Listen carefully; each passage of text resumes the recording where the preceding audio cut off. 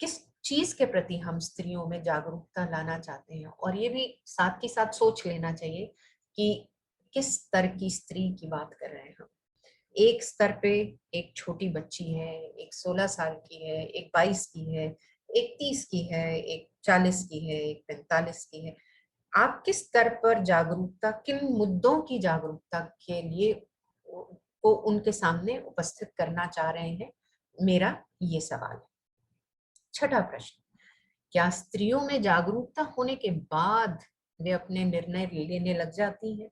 ये भी अपने आप में बहुत बड़ी समस्या है कि मैं अपने तनख्वाह के बारे में बहुत जागरूक हूँ। मैं अपने चॉइसेस को लेके बहुत जागरूक हूँ कि मुझे किस तरह का खाना खाना है, मुझे किस तरह का कपड़ा पहनना है, and so on and so fourth. लेकिन उसके बाद, इतना कुछ जानने के बाद भी, क्या मैं अपने निर्णय स्वयं ले पाती हूँ? मैं अगर मैं का मतलब यहाँ पे मैं नहीं हूँ, सभी स्त्री जाति के लिए मैं ये शब्द प्रयोग कर रही हूँ कि अगर कोई स्त्री ये चाहे कि उसको पता है कि उसको एक पर्टिकुलर ड्रेस पहननी है ना? उसको किसी एक तरह थोड़ी सी, हम जिसको हम कहेंगे अ, थोड़ी आउट गोइंग ड्रेस पहननी है, तो उसके लिए उसको कितना कुछ सोचना पड़ेगा, ये हम आप सभी बड़े अच्छे से जानते हैं। तो क्या वो निर्णय लेती है या ले सकती है अपने बारे में? सातवां, क्या स्त्री को परिभाषित करने का कार्य स्त्री देह में उत्पन्न होने वाले हॉर्मोन्स से परिपुष्ट किया जा सकता है? क्या कोई स्त्री जो है वो अपने हॉर्मोन्स से बंधी हुई है? यहाँ पर मैं एक बहुत लाइव एग्जांपल आपको दूंगी कि थाईलैंड में अ, मेरा एक ऐसा अनुभव हुआ कि एक बहुत ही सुंदर स्त्री थी, और हम लोग we were travelling from one city to another, and we dropped by to a petrol station whereby there was a cafe, and it was very hot, so we planned for a drink कि हम उतर कर कुछ ठंडा पिए वहां पर। तो जैसे ही हम लोगों ने वहां पे वो कुछ ऑर्डर किया, तो there was a beautiful girl on the other side of that table जिन्होंने ऑर्डर लिया, and I was surprised to see कि इतनी सुंदर कोई लड़की भी मतलब हो सकती है। तो मुझे मन किया कि मैं उसको कॉम्प्लीमेंट दूं, एंड आई कॉम्प्लीमेंटेड हर कि you are very beautiful, and the way the voice that came to me, thank you, बहुत हैरान करने वाली थी, क्योंकि वो एक पुरुष की आवाज थी। अब ये एक थर्ड जेंडर जिसकी समस्या हम जिसको कहते हैं कि क्या हमारे हॉर्मोन्स हमें डिफाइन करते हैं, हमारी परिभाषा बनाते हैं, ये भी अपने आप में एक बड़ा मौलिक प्रश्न है कि मैं वही हूँ जो मेरे हॉर्मोन्स मुझे डिक्टेट कर रहे हैं, या मैं उन हॉर्मोन्स को डिक्टेट कर सकती हूँ। तो इसलिए इस प्रश्न को भी कहीं ना कहीं हमें एड्रेस करने की जरूरत है, while we are addressing, while we are in the paradigm, while we are in the framework of feminist discourse. Next, eighth question, क्या स्त्री स्वयं इस बात से सहमत है कि नारी शरीर का एक विशेष प्रयोजन है, और वह है मातृधर्म बाय डिफॉल्ट? और उसमें क्या होता है कि वो तो मातृधर्म को अपना लेती है, लेकिन पुरुष के लिए वो एक तरह से वंशवर्धन की प्रक्रिया बन जाती है। ठीक है, तो इसको जिसको इस बात को स्त्री बड़े सहर्ष स्वीकार भी कर लेती है। बहुत सी स्त्रियां, बहुत नहीं, अक्सर फैमिलीज बनती इसी दम पर हैं कि स्त्रियों में माना जाता है कि उनके इमोशनल लेवल्स इतने हाई होते हैं और एडजस्टिंग पावर्स इतनी ज्यादा होती हैं कि वो पुरुष को स्वाभाविक रूप में अपना वो स्वामी मानते हुए अपने आप को सब्सिडरी लेवल पर रखते हुए परिवार को चलाने में वो समर्थ ज्यादा होती है, और वो ये मानकर चलती हैं कि ये संतान जो है ये पुरुष की, तो इसलिए वो सहज रूप से ये अ, उनकी सहमति इन विषयों पे बन जाती है। तो क्या ये मातृधर्म जो है ये नारी शरीर का एक बाय डिफॉल्ट एक फंक्शन है, या ये उसका चॉइस है? अगर इससे रिलेटेड डिबेट्स मुझे आपको बताने की जरूरत नहीं है। आजकल सरोगेसी चल रही है, आजकल गे मैरिजेस चल रही हैं। तो इन प्रश्नों पर आप बहुत बखूबी सोच सकते हैं, रिफ्लेक्ट कर सकते हैं कि क्या जो हमारी जैसे हम कहेंगे वूम है, क्या एक स्त्री जो है वूम है, ओवरीज है, जिसकी वजह से वो जानी जानी चाहिए, या उसकी वो परिभाषा है। अगला प्रश्न, क्या स्त्री सॉरी हाँ हाँ, ये मैंने अपनी बात को कह दिया कि क्या स्त्री इस बात से सहमत है कि एक अवस्था पर पहुंचने के बाद स्त्री पुरुष के भेद से वे ऊपर उठकर परिवार के संयुक्त रखने को, उसको संजोकर रखना उसके लिए, स्त्री के लिए बहुत साधारण सी बात हो जाती है और उसको वो कॉम्प्रोमाइजेस के नाम देती है। लेकिन साथ ही जुड़ा हुआ प्रश्न ये है, क्या पुरुष कॉम्प्रोमाइजेस नहीं करते? क्या हम उनको दो पहिए, एक गाड़ी के दो पहियों के बराबर उनकी तुलना नहीं करते? तो यहाँ पर भी हमें रुककर थोड़ा सोचना चाहिए। फिर अगला प्रश्न, धर्म का स्त्री विमर्श में क्या योगदान है? कुछ धर्म है जहाँ यत्र नार्यस्तु पूज्यते तत्र रमन्ते देवता कहकर दामिनी जैसे कांड भी होते सुने हैं। और कुछ एक परंपराओं में एक के बाद एक निकाह भी किए जाते हैं और छोड़ा भी जाता है, और वंश को बढ़ाने के लिए हर प्रयास किया जाता है अपने। तो ये स्त्री की अवस्था क्या है इन इन तरह के धर्मों में? इस तरह के जो धर्म है हमारे रिलीजियस, यहाँ धर्म शब्द उचित नहीं है, धर्म का प्रायः अर्थ एक ड्यूटी के सेंस में यूज होता है, ना कि रिलीजन। तो मैं रिलीजन शब्द को रिलीजन ही यूज करना चाहूंगी। तो क्या वजह है कि स्त्री की स्थिति इसमें भी कोई बहुत अच्छी हमारे को दिखाई नहीं देती? And of course, another point, that if education has done some drastic transformation in the DNA of entire women class, क्या एजुकेशन ने आज की स्त्री, आफ्टर ऑल मुझे लगता है कि 1948 के बाद एजुकेशन जो है स्त्रियों की वो लगातार चल रही है, निरंतर उसमें कहीं बढ़ोतरी ही हो रही है। तो क्या हम ये मान लें कि एजुकेशन ने स्त्री जाति के प्रति कुछ ऐसा ट्रांसफॉर्मेशन किया है जिससे वो एक अर्निंग हैंड बन गई है, और इस अर्निंग हैंड से उसने अपने लिए क्या जुटाया है और किस तरह की समस्याएं जुटाई हैं और क्या रिजॉल्व किया है? क्योंकि सिर्फ उसने रिजॉल्व नहीं किया होगा, उसने अपनी एक पूरी जीवन शैली, अपना पूरा डीएनए स्ट्रक्चर बदला होगा कि जो उसको एक सुख सुविधा जो घर की है, जो एक घर का कंफर्ट जोन है, उससे बाहर निकलकर जब वो गई तो किस किस तरह की समस्याओं का उसको सामना करना पड़ा। इसमें हमें ज्यादा चर्चा की कोई गुंजाइश नहीं है, वी ऑल नो।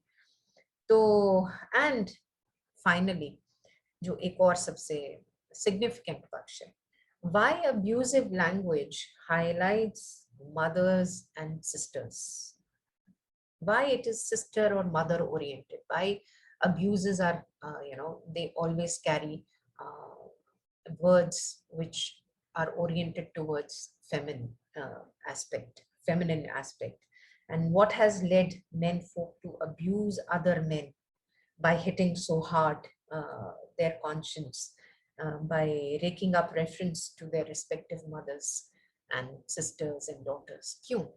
ये भी प्रश्न मुझे लगता है कि मतलब हम एक तरफ शिक्षक होने का दंभ भरते हैं और दूसरी तरफ हम माने समाज, और दूसरी तरफ हमारे ऐसे शिष्य और शिष्याएं हैं जो बहुत सहजता से ऐसे भाषा, ऐसे शब्दों का प्रयोग करती हैं या करते हैं जिसमें गालियों में माँ और बहन और मतलब फेमिनिन शब्दों का प्रयोग किया जाता है। तो ऐसा क्यों हम दूसरे की कॉन्शियंस को प्रिक करने के लिए, चोट पहुंचाने के लिए माँ बहनों का इस्तेमाल हम करते हैं? ऐसा क्यों? ये भी अपने आप में एक बहुत गंभीर विषय है। अब इन्हीं प्रश्नों को मैं लेते हुए अपना वक्तव्य जल्दी से संपूर्ण करने की कोशिश करूंगी। तो ये प्रश्नों को मुझे आशा है कि आप लोग सब अपने फ्रेम में रखेंगे, आसपास रखेंगे, और मेरी बात को पूरा होते होते कोई ना कोई आपके मन में जिज्ञासाएं जरूर जागेगी। सो पहला पॉइंट, क्या स्त्री को केवल उसकी देह परिभाषित करने में समर्थ है? दो उत्तर मेरे सामने उभर कर आते हैं, हाँ और ना, दोनों। इसलिए क्योंकि मेरी देह साक्षात है। हाँ इसलिए क्योंकि मेरी देह रियलिस्टिक है, साक्षात है, दिख रही है। उसकी अपनी आकांक्षाएं व जरूरतें बिल्कुल रियलिस्टिक वर्ल्ड को का सूचक है, साक्षात जगत का सूचक है, बता रहा है, और उनकी जरूरतें नकारी नहीं जा सकती। और नहीं इसलिए है क्योंकि केवल देह मेरी परिभाषा नहीं हो सकता। देह मुझे या मेरे स्व को परिभाषित करने में नितांत रूप से असमर्थ है। याद कीजिए, एरिस्टोटल, जो लोग फिलोसफी से होंगे जरूर जरूर जानती हैं एरिस्टोटल का concept of potentiality and actuality. I live as Dr. Shivani as an actual being, but what potential I have is a matter of future. और जो मैंने जो हम लोगों ने अचीव किया अपने अपने पर्सनल लाइफ्स में, जिस तरह से भी, तो वो एक पोटेंशियल है हमारा। तो पोटेंशियलिटी को हम निगेट नहीं कर सकते, मुझे लगता है। तो स्त्री की देह को पोटेंशियल सेल्फ के लिए स्त्री की देह को आधार स्तंभ में रखकर समझना थोड़ा कठिन होगा। और इसके साक्षात उदाहरण है आजकल में तो आप चानू,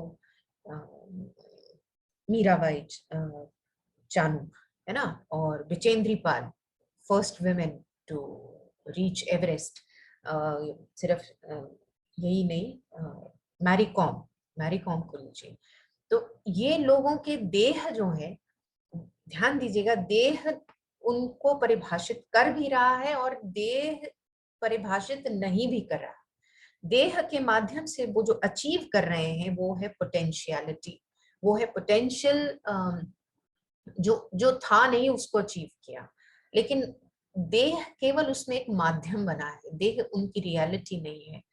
और यही वजह है कि पैरा ओलंपिक्स भी होते हैं, कि वहां पर ऐसे लोग भी जाते हैं जो शरीर, जिनकी देह खंडित हो चुकी है, कहीं ना कहीं कुछ कम हो चुका है, पर फिर भी हौसले अभी बुलंद हैं। तो इसलिए मुझे लगता है कि देह दोनों तरह से काम करता है। वो परिभाषित हमें करता भी है, लेकिन स्व को परिभाषित नहीं कर पाता, और वही इशारा करता है हमारे पोटेंशियल सेल्फ की तरफ। और दूसरा संदर्भ जो ज्यादा गंभीर है कि क्या स्त्री का कोई सेल्फ है? जैसे हम पोटेंशियल सेल्फ की बात करें, तो क्या स्त्री का सेल्फ हमें मानना चाहिए या नहीं? चाहिए का प्रश्न गलत होगा, क्योंकि मानना तो चाहिए, लेकिन क्या माना गया है या नहीं? क्योंकि जब हम ये सुनते हैं कि बचपन में जो बच्ची है या स्त्री है, उसको उसका जो है पिता उसकी रक्षा करे, जब यौवन में उसका भर्ता करे, और बुढ़ापे में उसका बेटा उसकी रक्षा करे, तो ये कल्पना को बहुत बहुत अच्छी कल्पना नहीं लगती। मे बी हम लोगों के स्तर पर आकर ऐसी ऐसी हम लोगों को ये लगता है कि ये कल्पना कोई बहुत ग्रेसफुल कल्पना नहीं है, लेकिन ये आज के समय में, पिछले गुजरे समय में, आने वाले समय में ये एक नितांत सत्य के रूप में हमारे सामने उभर कर आती है। तो सामाजिक स्तर पर स्त्री को एक कुल को अग्रसर करने का केवल एक माध्यम माना गया है। उसके शरीर के माध्यम से पुरुष अपने को परपेचुएट करता है और भविष्य में अपनी संतानों के माध्यम से जीवित रहने का प्रयास करता है। यह संपूर्ण स्त्री जाति के लिए एक कटु सत्य के समान है, और चाहकर भी हम उसे नजरअंदाज नहीं कर पाते। यही नहीं, उसकी अपूर्णता कहें या अपूर्ण अस्तित्व का मसला और भी गर्मा जाता है यदि वह मातृत्व से वंचित रह जाती। यदि वह सजग रूप से स्वयं को वंचित रखती है तो समस्या और भी गंभीर हो जाती है, क्योंकि उसने जानबूझकर मातृत्व को अपनाया नहीं। प्रश्न ये है कि क्या विचारशील स्त्री की कल्पना केवल एक कल्पना है, या हमें यह विचारशील स्त्री कहीं उपलब्ध होती भी है? यह प्रश्न करना उचित होगा कि क्या विचारशीलता पुरुष या स्त्री अपेक्षित होता है, या यूं कहे कि मानव का ही एक गुण है। और फिर प्रश्न करें स्वयं से कि क्या स्त्री मनुष्य है, और यदि है तो फिर स्त्री को उसकी विशेष समस्याओं के संदर्भ में देखना व समझना, अन्याय चाहे ना भी करना हो किंतु उसके केवल एक पक्ष को ही समझने का प्रयास करना सा होगा। सैद्धांतिक रूप से एक उचित स्त्री विमर्श कैसा होना चाहिए, जिसमें स्त्री की समाज में यथार्थ स्थिति क्या है, या फिर वह वस्तुतः एवं मूलतः रूप से क्या है। दो अवस्थाएं हैं, एक कि समाज में स्त्री के साथ एक्चुअली क्या होता है, और एक वो कि मूल रूप में वो क्या है, स्त्री है क्या, एज अ फिनोमेना क्या है। सो मूल रूप से क्या है, इस पर विचार होना चाहिए। प्रत्येक दृष्टिकोण की अपनी एक धुरी है जिसके आसपास हम एक डिस्कोर्स को रच डालते हैं। यह डिस्कोर्स समस्या के समाधान के रूप में न भी उभर कर आ सके किंतु एक स्पष्टीकरण के रूप में स्त्री जाति को संबल जरूर प्रदान करता है। हम जिस तरह का भी एक डिस्कोर्स रचते हैं कि स्त्री जो है उसमें एक्चुअली उसके साथ ये होता है लेकिन आइडियली उसके साथ ये होना चाहिए, हम दोनों जगह पर उसके लिए एक डिस्कोर्स खड़ा कर रहे हैं कि उसको हौसला रहे कि नहीं, तुम्हारे लिए एक हम आइडियल सिचुएशन की और एक एक्चुअल सिचुएशन की, हम तुम्हारी एक्चुअल सिचुएशन की पीड़ा को समझते हैं और आइडियल सिचुएशन की हम तुम्हारे लिए कल्पना करते हैं। तो जब सांख्य और स्वयं बुद्ध ने ये उद्घोष कर दिया कि मनुष्य मात्र का जीवन, मनुष्य में दोनों स्त्री पुरुष, मनुष्य मात्र का जीवन तीनों दुखों से निरंतर प्रताड़ित है, तो फिर नारी जाति उससे क्या बची रह सकती है? ये एक असंभावना है। किंतु उसके प्रति जो सामाजिक रूप से धारणाएं बनाकर दुराचार होता है, वह एक मनुष्य की सीमित और स्वार्थ से प्रभावित सोच का मसला है। मैं क्या हूं और मेरे प्रति दूसरे का दृष्टिकोण क्या है, इन दोनों में अंतर है। तो जो दूसरा मेरे प्रति या स्त्री जाति के प्रति जो भी विचार रख रहा है, यह समस्या अपने आप में किसकी समस्या है, स्त्री की या उसकी, ये इस पर हम अभी आ रहे हैं। तो इसमें चयन स्त्री को करना है कि वह अपने को किस स्तर पर रखते हुए अपने जीवन का निर्वाह करती है। इसलिए विषय चयन की जब बात आई तो मेरे सामने दो मार्ग उभर कर आए कि या तो स्त्री के प्रति समाज में जो फैक्चुअली होता है, जो एक्चुअली होता है, उस पर बात की जाए, या फिर मैं उस स्त्री को एक तत्व के रूप में देखने का प्रयास करूं जो कि आइडियल रूप में क्या है या वो क्या होनी चाहिए। मेरा प्रश्न आप सबसे ये रहेगा कि समस्या अधिक तब होती है कि जब स्त्री विमर्श को हम केंद्रित एवं आधारित करते हैं स्त्री के प्रति व्यवहारिक रूप में हो रहे अत्याचारों के ऊपर। हल हमें एक आइडियल डिस्कोर्स में ढूंढना चाहिए या नहीं, ये मेरा प्रश्न है। निर्भया जैसे केसेस को लीजिए, जो पुरुष के अल्टीमेट जहालत का रूप जिसे हम कह सकते हैं जो हो सकती है, वो हमारे सामने उभर कर आता है। लेकिन ध्यान दीजिए कि इस जहालत का आउटकम ये रहा कि जिस छोटे बच्चे ने, जो जुवेनाइल था, उसने वो खुद ही इतना शर्मिंदगी का हिस्सा बना कि उसने अपने आप को जेल के अंदर ही सुसाइड कर लिया। बट एनी हाउ, सो हमारे सामने ये ध्यान रखने लायक बात है कि अधिकांश पुरुष लोग भी लज्जाजनक और हीन दृष्टि से ही इस एपिसोड को देखेंगे। इस समस्या का हल हम लोगों ने कहाँ खोजा? लॉ इन्फोर्समेंट में। मानवकृत और रैशनैलिटी के अधीन जो नियम बनाए जाते हैं, उन पर मनुष्य की आस्था इस बात का सूचक है कि हम चाहे कितने भी व्यवहारिक स्तर पर जीने का प्रयास करते हों, किंतु वह व्यवहारिकता किसी न किसी रूप से आइडियल को इमिटेट करने की कोशिश करती है, आइडियल की प्रतिछाया है। इज और ऑट की डायकोटमी, एक है कि मैं क्या हूं और एक है कि मुझे क्या होना चाहिए। इज और ऑट की ये जो डायकोटमी है संपूर्ण मानव जाति के लिए एक परीक्षा के रूप में समय समय पर उभर कर आती है। प्राय यही कारण है कि जैसे ही स्त्री जाति के प्रति कोई भी अन्याय प्रतीत होता है हमें, तो हम न्याय व न्यायशीलता के प्रति उन्मुख होते हैं। पर मेरा यह सबमिशन है कि ऐसा केवल स्त्री जाति के प्रति हो रहे अन्यायों के प्रति नहीं होता, संपूर्ण मानव जाति के प्रति किसी भी प्रकार का एक डिग्निफाइड, वैल्यूएबल, होने वर्चुअस होने के प्रयास में जो वायलेशन किया जाता है, यह इसमें प्रतिक्रिया हम सब में समान रूप से उभर कर आती है। ध्यान देने योग्य बात केवल इतनी है कि स्त्री विमर्श की विशेषता तब बनती है जब इसमें होने वाले वायलेशन में स्त्री की देह सम्मिलित होती है, उसकी देह के प्रति दूसरों द्वारा अपनाई गई सोच वायलेशन उत्पन्न करती है। ऐसा नहीं हो सकता कि पुरुष द्वारा स्त्री को वेश्या कर्म में लगाना तो गलत हो, लेकिन स्त्री द्वारा स्त्री को या फिर स्वयं स्त्री he chose, if a woman chooses this profession for herself, आप वहां पर उसको मजबूरी कहेंगे, ये कहना मुझे लगता है बहुत सोचना चाहिए इस विषय के ऊपर हम लोगों को। और समस्या को डिसॉल्व करने का यहाँ प्रयास बिल्कुल नहीं करना चाहिए कि पुरुष जो है पिम्प के रूप में स्त्री को एक वेश्यावृत्ति में लगा रहा है, एक स्त्री स्त्री को लगा रही है और एक स्त्री स्वयं लग रही है ना। उसकी अपनी एम्बिशंस, उसके अपने एस्पिरेशंस इतने हाई हो चुके हैं कि उसको अपने ब्रांडेड कपड़े खरीदने के लिए इसमें इसमें जाने में कोई दिक्कत नहीं है।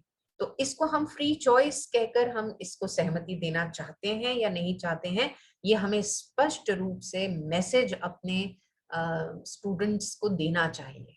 ये निर्णय अगर हम अपनी तरफ से नहीं देंगे तो मुझे लगता है कि हम उनको लिबर्टी के नाम पे बहुत ज्यादा ढील देंगे, जिससे वो सिर्फ, जिसे मैंने पहले कहा था, कहेंगे नहीं तो जंगल उगेगा। तो अगर आप इसको स्पष्ट करके, कंफर्म करके वैल्यू लोडेड मैसेज नहीं देंगे तो फिर वो जंगल उगने की संभावना बनी रहेगी। तो इसलिए इस समस्या को डिसॉल्व हम नहीं कर पाएंगे। समस्या का समाधान दूसरे स्तर पर होता है, किंतु समस्या को भिन्न भिन्न आयामों से, परिप्रेक्ष्यों से देखना, समझना, इसकी अपनी प्राथमिकता है। और दर्शन का मुख्य रूप से यही कार्य है कि समस्या को पहचाना कैसे जाए, आइडेंटिफाइंग द प्रॉब्लम। क्या समस्या में समस्या है, ये केवल एक या फिर एक सुपरफिशियल समस्या है, इस चीज को पहचानना मुझे लगता है इसको भी बहुत संजीदगी से हमें एड्रेस करना चाहिए। इसलिए स्त्री विमर्श बहुत गंभीर हो जाता है क्योंकि इसको संबोधित करते हुए बहुत ही जिम्मेवारी एवं सजगता की आवश्यकता रहती है। स्त्री शब्द के कॉनोटेशन में केवल स्त्री की देह से जुड़ी समस्याएं ही एड्रेस की जा सकेंगी जिस पर मुझे कुछ आपत्ति रहे। अगर ऐसा हम मानते हैं, स्त्री के प्रति किसी भी रूप में होने वाले दुराचार का समर्थन न संभव है, न वांछनीय और न अभीप्सित और न ही श्रेयस्कर। इसलिए मेरा यह मानना है कि जैसे पुरुष देह रूपेण पुरुष होता है और कुछ एक कर्तव्य निर्वहन के संदर्भ में उसकी अपनी विशेषता है, उसी प्रकार स्त्री भी अपने देह के माध्यम से कुछ एक कर्मों का निर्वहन करने में समर्थ है। और यदि इस निर्वहन में उसकी सहमति है तो व्यवहारिक स्तर से अपने को परिभाषित वह कर सकती है। किंतु फिर भी पारमार्थिक दृष्टि से स्त्री और पुरुष दोनों ही समान होने चाहिए, ऐसी मेरी पूर्व मान्यता है और ऐसे ही मेटाफिजिक्स में भी मान्यता है। और इसी विषय को मैं आगे बढ़ाना चाहूँ। अपूर्ण व्यक्तित्व, त्रुटि युक्त दृष्टिकोण, असंतोष, कुटिलता और अन्य न जाने ऐसे कितने अवगुण या दोष जिसको हम मानते हैं, मानव मात्र का जीवन इन सब से लिप्त रहता है। स्त्री विशेष नहीं है। स्त्री विमर्श को विशेष बनाने के लिए स्त्री की देह के संदर्भ में जो सोच, जो दृष्टिकोण, जो पक्ष को हम प्रमुख रूप से रखते हैं, या फिर दूसरों द्वारा स्त्री के प्रति जो नजरिया अपनाया जाता है, जैसे उपयोग की वस्तु, जैसे शारीरिक बल में कमतर, तार्किक विचार, ये सब हम पूर्व मान्यताएं लेकर चलते हैं स्त्रियों के प्रति कि अरे इसमें जोर कम है जी, स्त्रियां इसलिए, एरिस्टोटल है ना, बहुत खुल के बोलते हैं स्त्रियों के बारे में, पर वो ये भी साथ में कहते हैं कि they should be kept happy, उनको प्रसन्न रखना चाहिए। लेकिन वो साफ ये बताते हैं हमें कि इनमें शारीरिक बल कुछ कम रहता है। लेकिन मैं जब चानू को देखती हूँ, सुनती हूँ कि वो सिल्वर मेडल लेकर आई है, तो मुझे बहुत बहुत गर्व होता है कि शायद, लेकिन फिर वो कहेंगे ये अपवाद है, Chanu is just an exception, but still there is a possibility, actuality and potentiality will always remain.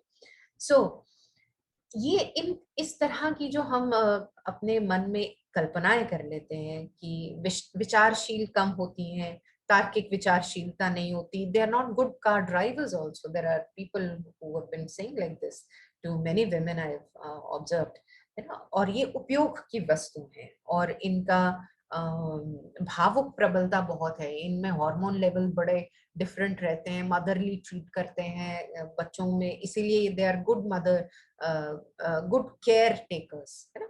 तो ये सब बातें हम लोगों के सामने उभर कर आती है। ये सब वो आयाम है जो स्त्री विमर्श को की विशेषता कहे जा सकते हैं, पर ध्यान से देखिए ये विशेषताएं अवगुणों के रूप में प्रतीत होंगी। ये स्त्री जगत के ऐसे बिंदु हैं जिन्हें स्वयं स्त्री जाति अनुमोदित नहीं करेगी। इन्हें हम रिलेटिवली रियल कह सकते हैं। एक और दृष्टि उभर कर आती है कि कुछ स्त्रियां संपूर्ण स्त्रियों को क्या रिप्रेजेंट कर सकती हैं। मान लीजिए कि एक एक्स जो है वो एक प्रिविलेज्ड कैटेगरी से है, वो प्रिविलेज्ड, उनको फैसिलिटीज हैं बहुत सारी, उनके पास बहुत कुछ है, और जिसकी वजह से वो बहुत अच्छा अच्छा सोच सकती हैं। तो उनके क्या वो ऐसे स्तर की स्त्रियों जिन जो अभाव में जी रही हैं, क्या उनमें वो पोटेंशियल है कि वो उनके साथ एकीकरण कर सके, उनके दुख को, उनकी पीड़ा को समझ सके। तो ये अगला नोट उसके ऊपर।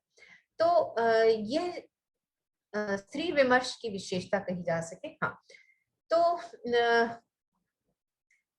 ये स्त्री जगत के कुछ ऐसे बिंदु हैं जिन्हें स्वयं स्त्री जाति भी अनुमोदित नहीं करेगी। एक और दृष्टि उभरती है जिसमें कुछ स्त्रियां संपूर्ण स्त्रियों को क्या रिप्रेजेंट कर सकती हैं, इस पर भी विचार होना चाहिए। कुछ स्त्रियां प्रिविलेज्ड होने की वजह से ऐसी अच्छी अच्छी बातें जिसे हम बोलते हैं कि कर पाती हैं, नहीं तो समाज के कई स्तरों पर स्त्रियों का शोषण बहुत प्रकार से होता आ रहा है। मुझे लगता है कि कुछ स्त्रियों के प्रिविलेज्ड होने से उनमें दूसरों के कटु अनुभवों के प्रति सहृदयता, या कहें पर पीड़ा के प्रति करुणामय दृष्टिकोण अनुपलब्ध होता हो, ये ठीक नहीं है और ये सही भी नहीं है। समस्त काव्य जगत, पोएट्री का आधार क्या है? सहृदयता, साधारणीकरण, कि जब वहां पर कोई एक्टर रो रहा है ना, तो वहां पर प्रेक्षक, जो उसका जो ऑब्जर्वर है, जो ऑडियंस है, वो भी रो रही है। अगर हीरो रो रहा है तो ऑडियंस भी रो रही है, अगर हीरोइन रो रही है तो उसकी ऑडियंस भी रो रही है। तो ये साधारणीकरण जो है, identification with the pain, the suffering on the stage, और आपको मालूम है कि आप थिएटर में बैठे हैं, आप तब भी रो रहे हैं, आपको मालूम है ये दुख मेरा दुख नहीं है, पर फिर भी आप इमोशनल होकर उसके साथ जुड़ रहे हैं। तो लाइव स्थिति में, एक लाइव सिचुएशन में हम कैसे नहीं जुड़ेंगे? जो प्रिविलेज विमेन क्लास है, वो किसी के दर्द में दर्द को महसूस कैसे नहीं करेंगे? ये एक असंभावना लगती है मुझे। वो कर पाए कुछ या ना कर पाए, ये प्रश्न दूसरा होगा, लेकिन मानवकृत जो स्वभावगत चीजें हैं, उसमें रहते हुए मुझे लगता है कि ये एक स्वाभाविक, इसको रस माना गया है करुणा को, कि किसी के प्रति, और ये सब में है, सब में है। 8 भाव रसों में, 8 भाव जो भावों से निकलते हैं रस। तो ये एस्थेटिक्स में हम पढ़ते हैं ये थ्योरी कि जिस ये आठों भाव हमारे में विद्यमान रहते हैं, तो करुणा जो है ये हमारे में इनबिल्ट है, इन्नेट है। तो ये कहना लॉजिकली गलत है कि जो प्रिविलेज्ड क्लास होती है उसकी सहानुभूति, उनकी एम्पैथी उस वर्ग के साथ नहीं बन सकती जो अभाव में जीते हैं। ये मुझे लॉजिकली कुछ सही नहीं लगता। क्यों? क्योंकि इसमें साधारणीकरण, क्योंकि इसमें एक कंपैशन जो जुड़ने की प्रक्रिया है वो भी उतनी ही स्वाभाविक रूप से न केवल स्त्री जाति में, पुरुष जाति में भी उतनी ही उपलब्ध है, और privileged, non privileged, irrespective of it. So इसे साधारणीकरण कहिए, सहृदयता कहिए, ये एक माध्यम तो बनता ही है एक दूसरे के दुख सुख को समझने में। शोषित करना और शोषित होना दोनों ही मानवता के दुर्गुणों को सूचित करता है। स्त्री को तत्व रूप में देखने के लिए मेरे विचार में कुछ एक दार्शनिक दृष्टिकोण है जिनके माध्यम से हम ये समझने का प्रयास कर सकते हैं। पहला, उपनिषदों के कथनानुसार कामस्तदग्रे।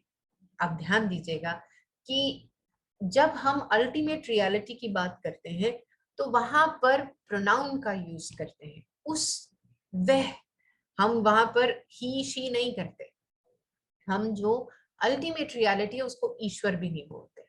ईश्वर भी वन स्टेप डाउन है, लेकिन अल्टीमेट रियलिटी को हम कहते हैं उसकी इच्छा हुई, उसने अपने आप को विभक्त किया। किसमें? पुरुष और स्त्री में, दो फॉर्म्स में विभक्त किया। अब जहां आपकी मेटाफिजिक्स, जहां आपकी फिलॉसफी की प्रिजम्पशन ही इस बात पर आधारित है कि उसने ये दो भेद अपने किए, क्यों? क्योंकि उसकी इच्छा हुई।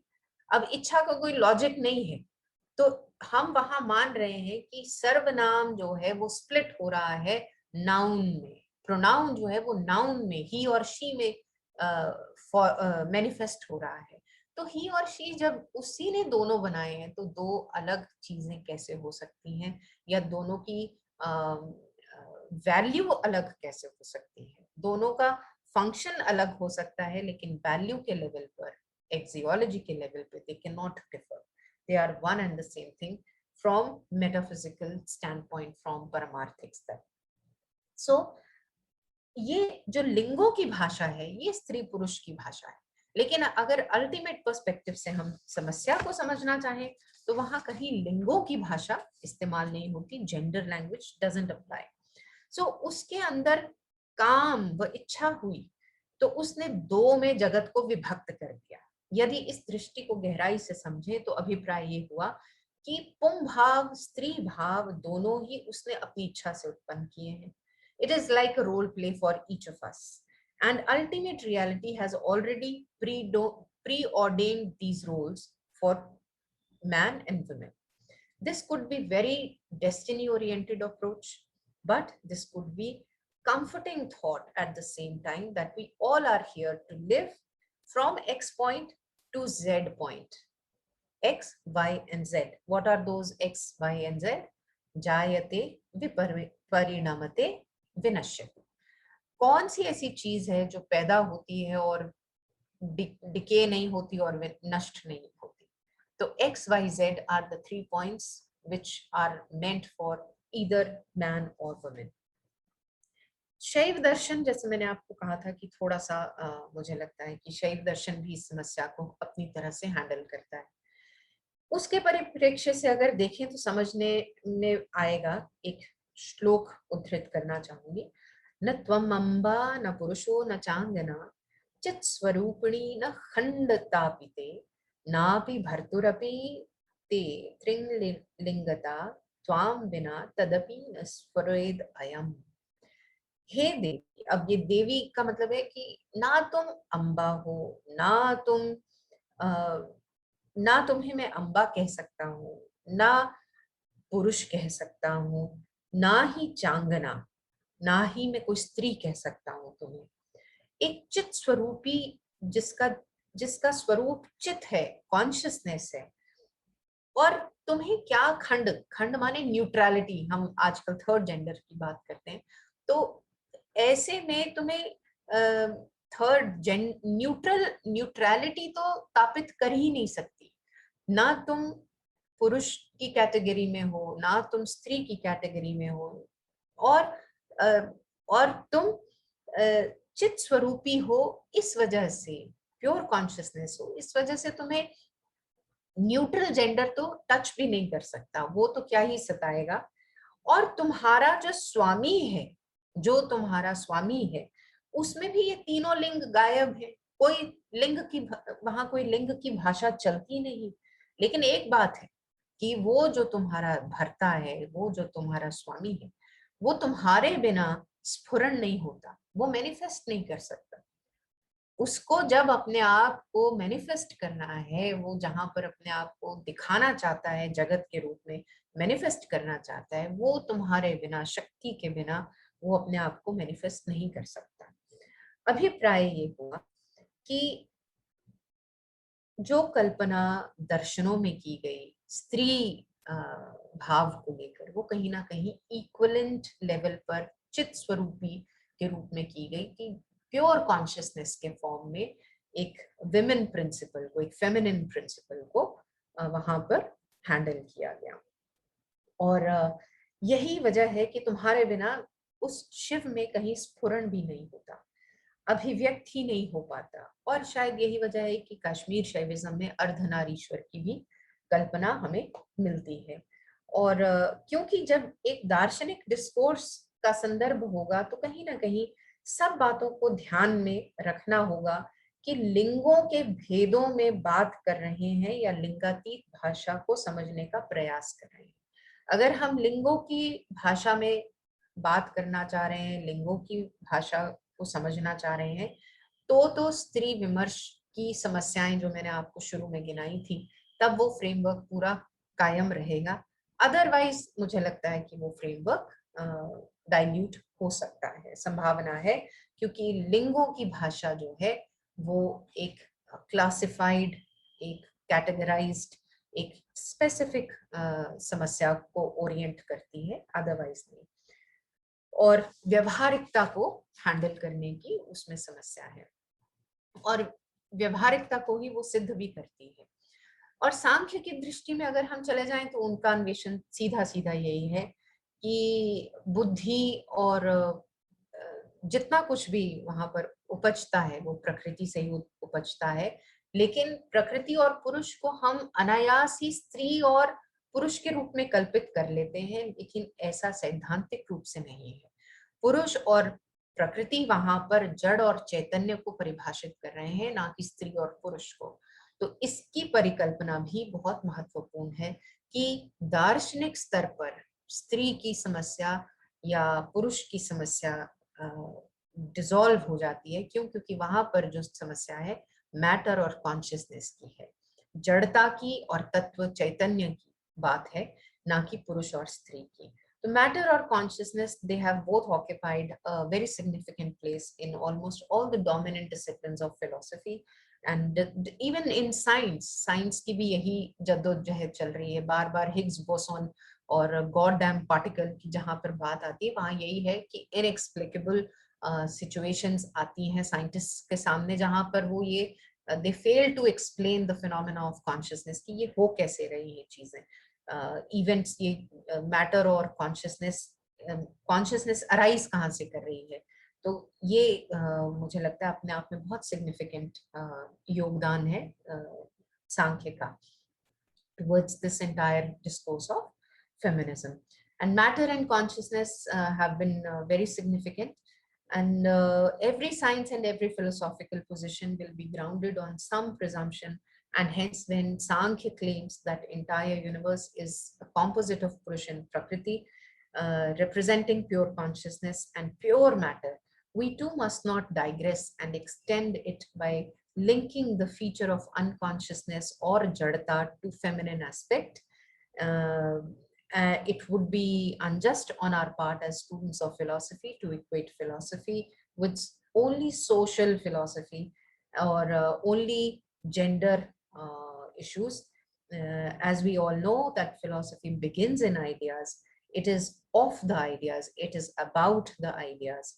Handle with care, if philosophy is pragmatics of the world, if philosophy is finding a pragmatic way to life, if philosophy is an aid to create and understand the significance of having a meaningful life, how much concrete should be considered as concrete enough for doing philosophy? अगर हम दर्शन को ये मान लेते हैं कि वो ideas पर आधारित है, आइडियाज की बात करता है, आइडियाज के बारे में ही विचार की बात करता है, प्रत्ययों की बात करता है, तो फिर कितना कितना कंक्रीट, क्योंकि ये समस्या स्त्री विमर्श जो है ये एक कंक्रीट समस्या है, तो कितना कंक्रीटाइज करेंगे हम एक स्त्री विमर्श के कंटेंट को जिससे हम कहें कि okay, this much is enough, this concrete is enough to be a concrete evidence for a स्त्री, फॉर अ वैलिड स्त्री विमर्श.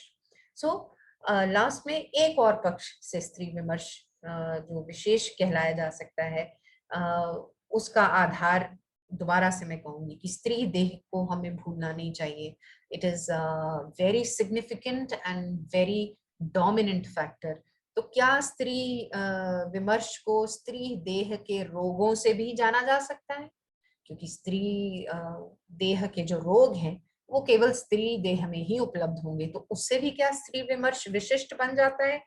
तो मुझे लगता है कि नहीं, ऐसा नहीं है कि उससे मतलब उससे आप गायनिकोलॉजी की एक साइंस डेवलप कर सकते हैं, लेकिन उसको आप कहें कि वो अपने आप में एक फिलोसॉफिकली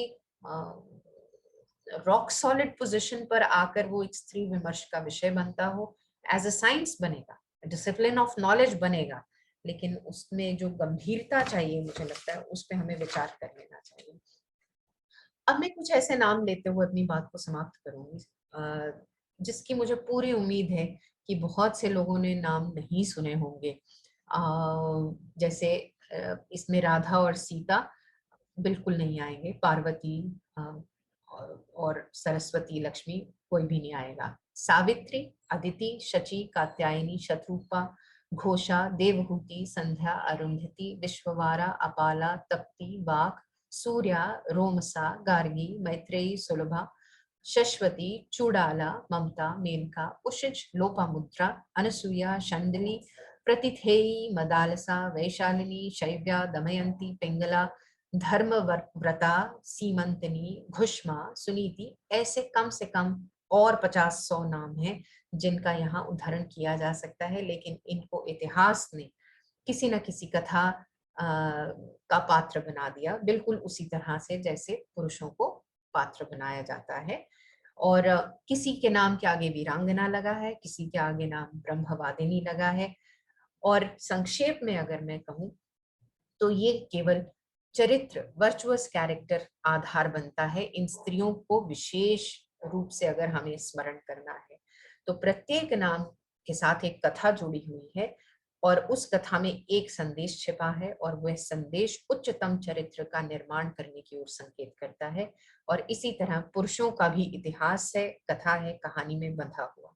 अपनी बात को समेटते हुए बस केवल इतना ही कहूंगी कि यथार्थ कहने का प्रयास करूंगी कि स्त्री विमर्श की समस्या में यथार्थ रूप में कितनी समस्या है इसका परीक्षण हमें सभी आयामों से निरंतर करते रहना होगा. स्त्री की देह से जुड़े प्रश्नों को एक जेंडर डिस्कोर्स में क्लासिफाई करने से पहले पूर्वाग्रहों को, दुराग्रहों को, अन्यायों से जुड़े प्रश्नों को बहुत संजीदगी से हमें देखना चाहिए और दार्शनिक दृष्टि से स्त्री विमर्श का क्या वैशिष्ट्य हो सकता है इसको देखते हुए चाहे हम फर्स्ट वेव ऑफ फेमिनिज्म हो, चाहे सेकंड, चाहे थर्ड वेव, सारा फोकस यही है कि एक वैल्यूएबल लाइफ स्त्रियों के प्रति हमें हम दे सकें और मिल सके, एक वैल्यूएबल लाइफ स्त्रियों को मिल सके. यही मेरा सबमिशन है.